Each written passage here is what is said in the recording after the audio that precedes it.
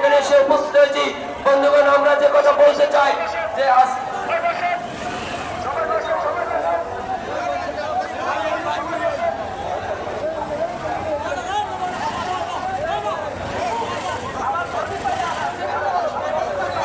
বন্ধুগণ, সমাজতান্ত্রিক শ্রমিক ফ্রন্টের আজকের 1 মে দিবসের এই শ্রমিক সমাবেশের লাল পতাকা মিছিলে আপনারা সকলে উপস্থিত হয়েছেন এবং আমাদের বিভিন্ন এলাকা থেকে বিভিন্নভাবে আমাদের মিছিল আসছেন। আমরা তাদেরকে ধন্যবাদ জানাই। সংগ্রামী বন্ধুগণ, আমরা যে কথা বলেছিলাম যে আজকে রাষ্ট্র কিভাবে ওই স্বৈরাচার সরকার, যে স্বৈরাচার সরকার 16 বছর এই দেশে ক্ষমতা ছিল, একটি অন্তর্বর্তীকালীন করে আমরা এই অন্তর্বর্তীকালীন সরকারকে বসিয়েছি, কিন্তু আমরা দেখতে পাচ্ছি তারাও সেই স্বৈরাচারী করছেন। একদিকে মালিকের পাশে দাঁড়িয়েছেন ব্যবসায়ী সিন্ডিকেট করার জন্য, এই শ্রমিকদেরকে নিপীড়ন করার জন্য। অন্যদিকে আমরা দেখতে পাচ্ছি যে ব্যাটির যুগের যানবাহনকে কিভাবে উচ্ছেদ করার তারা পায়তারা করছেন। বন্ধুগণ, আমরা 13 বছর আন্দোলনের মধ্য দিয়ে 2019 সালের বর্ষা নীতিমালা আমরা পেয়েছি। আমরা 2024 সালের চন্দ্র নীতিমালা পেয়েছি। তার আলোকে আমরা লাইসেন্স চেয়েছি।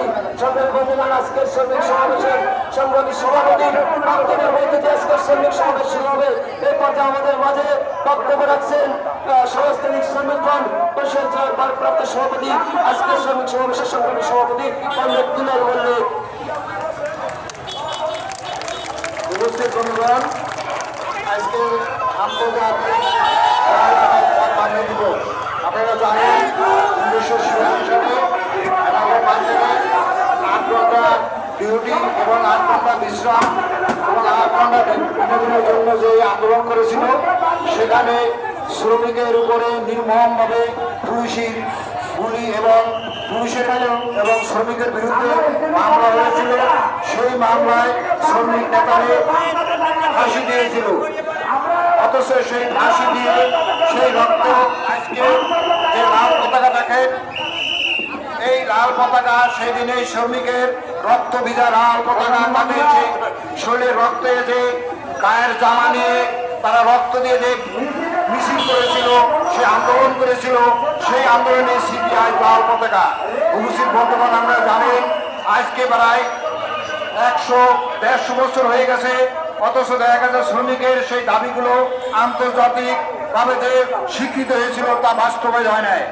সেই লক্ষ্যে দেখেন বর্তমানে সারা বিশ্বে এই 8 ঘন্টা ডিউটির জন্য যে 2086 সালে যে আন্দোলন হয়েছিল, সেই আন্দোলনে সারা পৃথিবীতে শ্রমিকরা যতটুকু সুযোগ সুবিধা পাচ্ছে, অথচ বাংলাদেশে সেটা পাচ্ছে না।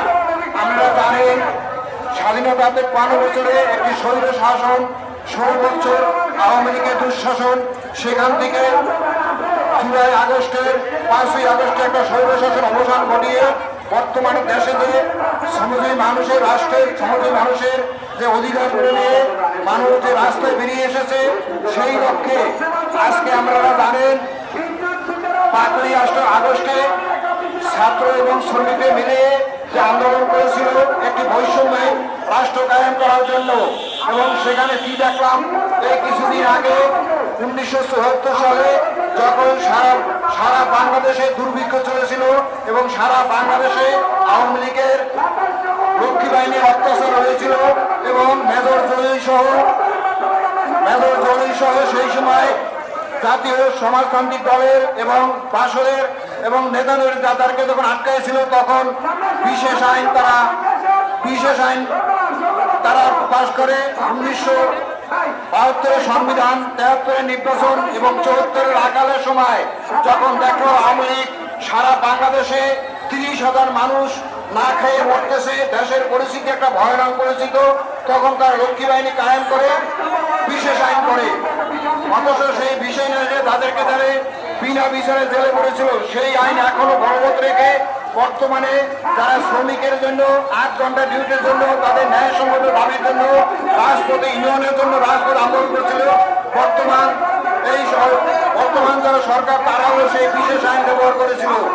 আওয়ামী লীগের দুঃশাসনের সময় দীর্ঘ 16 বছর যে বিশেষ আইনা করে আটকে রেখেছিল, সেই আবার আওয়ামী লীগের সমস্ত কিছু মুছে ফেললেও অথচ বঙ্গবন্ধু সারা দেশে তার মূর্তি ভেঙে বেড়েছিল, অথচ তার সেই বিশেষ আইন আইন এখন মূলত বলা রয়েছে। আমরা এখান থেকে বলতে চাই সারা বাংলাদেশে এই বিশেষ আইন বাতিল করতে হবে এবং সারা বাংলাদেশে আইএলও যে 8 ঘন্টা ডিউটির জন্য আন্তর্জাতিক আইন হয়েছিল সেই আইন বাস্তবায়ন করে সকল মিল ফ্যাক্টরিতে শ্রমিকের 8 ঘন্টার যে 1917 তারিখে বিলের প্রকাশ হয়েছিল সেইগুলো পাশ করে শ্রমিকের ন্যায়সঙ্গত 8 ঘন্টা ডিউটি বলবৎ করতে হবে। এবং আপনারা জানেন ফেডারেল চালিত 2013 সাল থেকে 500 শ্রমিক বন্ধের মাধ্যমে এবং নিজেদের সংগ্রাম পরিষদের মাধ্যমে আমরা আন্দোলন করেছি। হাইকোর্টের রায় পেয়েছি, হাইকোর্টের রায় দিয়েছিল মহাসড়ক ব্যতীত সব জায়গায় গাড়িগুলো চলবে, অথচ সরকার নীতিমালা না দিয়ে এবং এই গাড়িগুলো উচ্ছেদের জন্য বর্তমানে ব্যয় করছে। আমাদের পক্ষে আজকে মহান মে দিবসে আমরা বলতে চাই অতি দ্রুত গতিতে ব্যাটারি চালিত যানবাহনের উপরে নীতিমালা প্রণয়ন করে সড়কের শৃঙ্খলা ফিরিয়ে নিয়ে এসে যাতে 60 লক্ষ শ্রমিক 2 কোটি থেকে 3 কোটি তাদের শ্রমিকের ভরণ পোষণ সহ সড়কের শৃঙ্খলার জন্য তাদের বিআরডি লাইসেন্স দিতে হবে। সবকিছু মিলিয়ে আজকে যারা আমরা বাসদের নেতৃত্বে সারা বাংলাদেশে আমরা যে আন্দোলন সংগ্রাম করছি এবং বর্তমান দেশের যে পরিস্থিতি রিক্সা শ্রমিক সহ সমস্ত শ্রমিকের যে আমরা বাজার নিয়ন্ত্রণ করছি,